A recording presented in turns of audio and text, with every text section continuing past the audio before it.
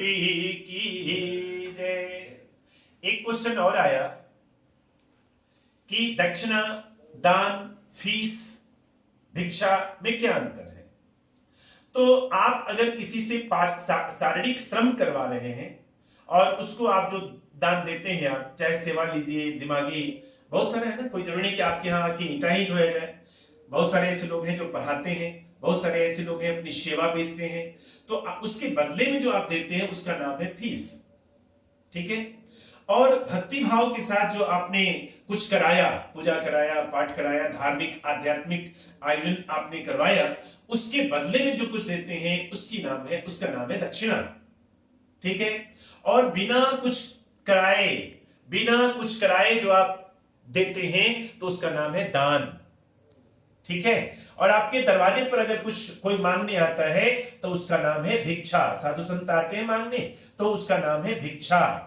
ठीक है। और जो आप अपने स्वेच्छा से करते हैं उसका नाम है दान।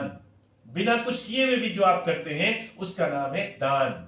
ठीक है। भौतिक जगत में अगर किसी को किए हुए के बदले अगर आप कुछ दे रहे हैं तो उसको फीस हो गया।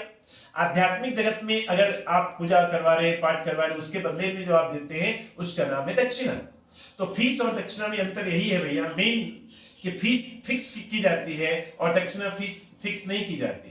फीस में है कि आपके पास इतना मेरा फीस है पढ़ाने का, अगर आपके पास पैसा है तो आइए पढ़िए, नहीं तो हम नहीं पढ़ाएंगे।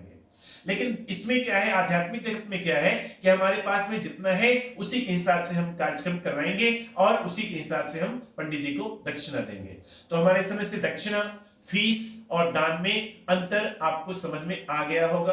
प्रश्न पूछने के लिए बहुत बहुत धन्यवाद। इस तरह के प्रश्नों को आप मेरे व्हाट्सएप पर जो 9155618618 है उस पर आप डालते रहिए। बहुत बहुत धन्यवाद। Thank you.